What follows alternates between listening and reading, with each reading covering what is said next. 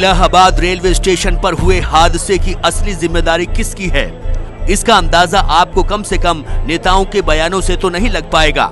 इस दर्दनाक हादसे के कुछ ही घंटे बाद राजनीतिक बयानबाजी का ऐसा दौर शुरू हुआ कि एक दूसरे पर उंगली उठाई जाने लगी।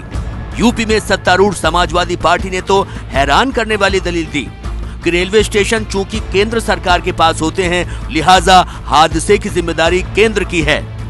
मुख्य रूप से केंद्र सरकार के क्योंकि परिक्षेत्र में रेलवे स्टेशन आता है, तो निश्चित रूप से वहां जिम्मेदारी इनकी बनती है कि ऐसी दुर्घटना न होती।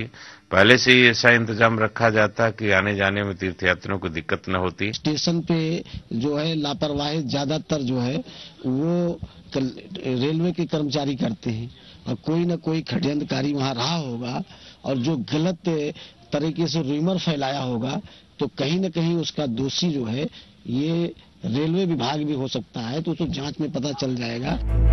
लेकिन केंद्र सरकार और रेलवे का बचाव करते हुए कांग्रेस ने कुंभ मेला प्रशासन को कटघरे में खड़ा कर दिया।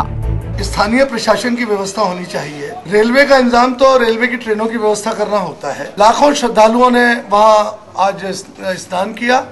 जब वो जा रहे थे तो प्रशासन को ऐसी विधिवत व्यवस्था करनी चाहिए थी कि लोग सुचारू रूप से चल सके। क्राउड मैनेजमेंट को हैंडल करना प्योरली प्रदेश सरकार की जिम्मेदारी है।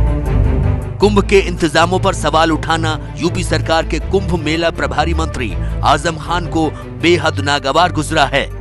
जाने क्या कुंभ कहते किसे, कांग्रेसी जाने क्या स्नान कहते किसे, धार्मिक आस्थाएं क्या होती हैं क्या जाने।